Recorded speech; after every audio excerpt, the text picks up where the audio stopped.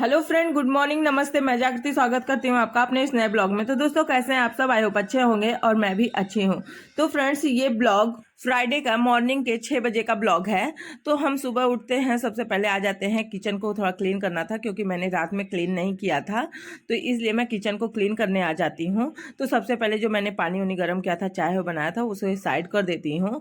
और कुछ फ्रूट्स पड़े थे किचन में, उसको मैं डाइनिंग टेबल पे रख देती हूँ। फिर उसके बाद मैं आ जाती हूँ किचन को क्लीन करने। तो सबसे पहले मैं गैस चूल्हा को अच्छे से क्लीन कर लेती हूँ। गैस चूल्हा को क्लीन करने की क्योंकि थोड़ा सा दूध गिर गया था और वो थोड़ा जल गया था, तो मतलब उसको रगड़ने में थोड़ा ज़्यादा वो लग रहा था। फिर उसके बाद मैं काउंटर टॉप को भी अच्छे से क्लीन कर लेती हूँ। फिर उसके बाद गैस चूल्हा को उठा के उसके नीचे भी अच्छे से क्लीन करती हूँ और दो दो बार मैं उसको पानी से क्लीन करूँगी क्योंकि थोड़ा गंदा हो गया था किचन।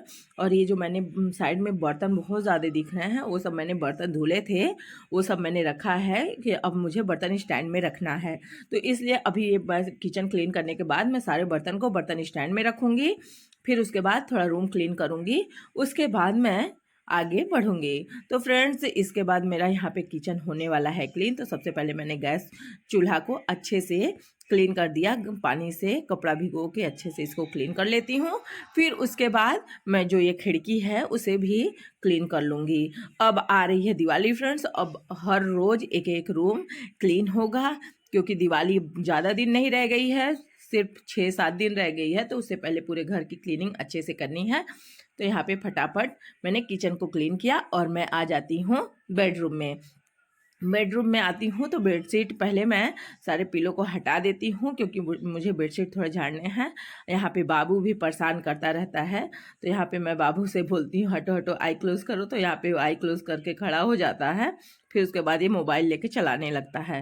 तो यहाँ पे मैंने बेडशीट को झाड़ दिया और मैंने बेडशीट के नीचे गद्दे के ऊपर वो कालीन बिछा रखा है, जिससे क्या हो कि वो बिस्तर भी नहीं बिगड़ता है, बेडशीट भी जल्दी और नीचे से गर्म रखता है सोने के लिए, क्योंकि अब ठंडी आ रही है तो इतना करना पड़ता है। तो यहाँ पे मैंने बेडशीट को भी सब सही कर लिया है और अब मैं झाड़ू लगा लूँगी। तो झाड़ू लगा लूँगी, तो झाड़ू लगाने के बाद आज मुझे कहीं जाना है बाहर, तो आज मैं बाहर भी जाऊँगी। तो आज शाम को मेरे यहाँ कुछ स्पेशल बनने वाला है जो कि गोहरी पे बनेगा। तो इसीलिए मैं फटाफट काम करती हूँ क्योंकि मुझे भी बाहर जाना है। बाहर से आने के बाद मैं आज कुछ स्पेशल बनाऊंगी। तो यहाँ पे मैंने पूरे घर में झाड़ू लगाया, पोछा लगाया, फिर उसके बाद मैं चली जाती हूँ। तो फिर शाम के 6 बज रहे हैं, मैं आती हूँ।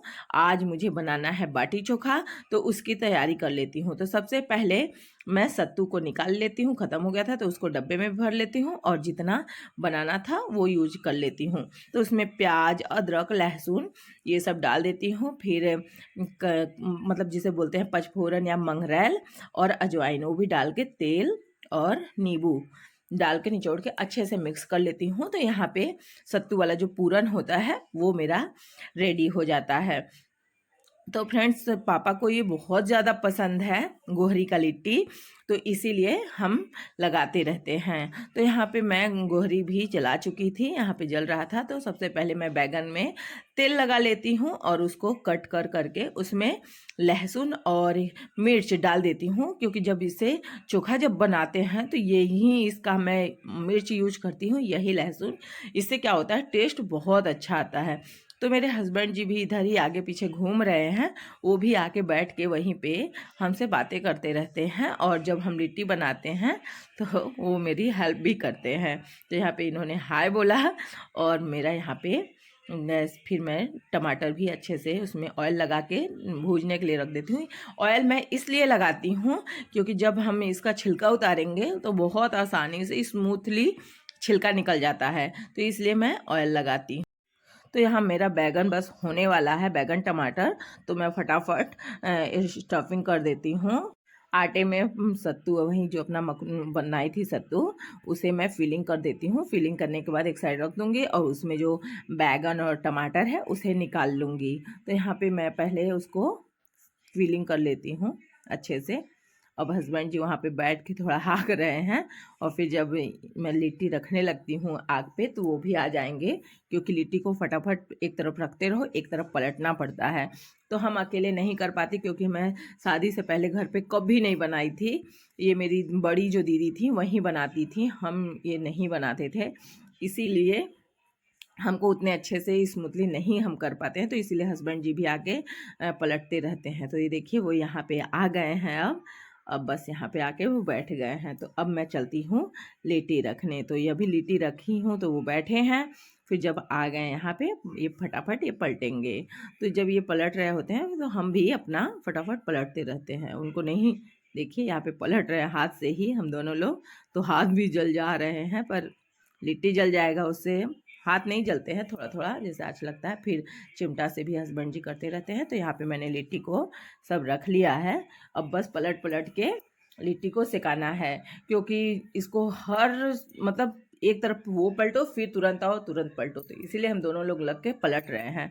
और यहाँ पे मेरा लिट्टी बस पलटा गया है, मतलब बनने वाला है। अब बार बार पलट के अब 2 मिनट बैठ जाते हैं, फिर उसके बाद मेरा लिट्टी बन के रेडी हो गया। तो यहाँ पे मैं आ जाती हूँ, मुझे खीर भी बनाने हैं। तो सबसे पहले मैंने कढ़ाई में 1 चम्मच देसी घी डाला, उसमें चावल पीस के मैं डाल देती हूँ, क्योंकि इससे भून के डालने से खीर बहुत अच्छा बनता है। और जब लिट्टी चोखा बने तो उसके साथ खीर एक अलग ही मज़ा देता है। तो यहाँ पे मैं कर लेती हूँ। तो यहाँ चीनी मेरा ख़त्म हो गया था, तो पैकेट का के रखा था, तो मैं पहले चीनी भी भर लेती हूँ, और कुछ ड्राई फ्रूट्स मैं काट लेती हूँ जो कि मैं दूध में डाल देती हूँ। और यहाँ पे मैंने वो भी चावल भी डाल दिया है, और चीनी भी डाल के मैं खीर को पका लूँगी। तो यहाँ बस मेरा खीर पकने ही वाला है। खीर पकने के बाद यहाँ पे मेरा लिट्टी भी आ गया है। अब यहाँ पे मैंने बैगन टमाटर हर चीज़ का छिलका निकाल लिया है, और ये जो मैंने अंदर वो डाला था मिर्च और लहसुन, उसको मैं साइड कर रही हूँ, क्योंकि उसको फिर मैं चाकू से काट लूँगी। तो यहाँ पे जो मैंने देखिए मिर्च काट रही हूँ, लहसुन काट रही हूँ, ये सब काटने के बाद ये जो धनिया वनिया काटी हूँ ये सब उसमें मिक्स करके इसको एक में मिक्स कर लूँगी। तो इससे टेस्टी धनिया डाल देने से चोखा का टेस्ट ही एक अलग हो जाता है। तो यहाँ पे मेरा ऑयल भी डला गया है। अब मैं चोखा को अच्छे से मैश कर लूँगी। मोस्ट इम्पॉर्टेंट चीज़ नमक, जिसके बिना चोखा का कोई स्वाद नहीं होता। तो यहाँ पे मैंने सब कुछ मिला लिया है, और बस अब मेरा चोखा बन के रेडी हो गया। तो चोखा बन के रेडी हो जाएगा तो पापा जी को मैं दे दूँगी, और फिर मैं अपने लिए और हस्बैंड जी के लिए थाली में निकाल लूँगी। तो यहाँ पे मेरा चोखा बन के रेडी हो गया। अब हम चलते हैं पापा जी के लिए खाना निकाल देते हैं। तो यहाँ देखिए पापा जी के लिए मैंने चोखा भी निकाल लिया, अब खीर और लिट्टी दे दूँगी। तो फ्रेंड्स आज का ब्लॉग हम यहीं पे ख़त्म करते हैं, मिलते हैं आपसे एक अगले नए ब्लॉग में। तो फ्रेंड्स अगर आपको हमारा ब्लॉग अच्छा लगा तो प्लीज़ वीडियो को लाइक और चैनल को सब्सक्राइब करें, और कमेंट में बताएं कि आप मेरा ब्लॉग कहाँ से देख रहे हैं। तब तक के लिए बाय बाय।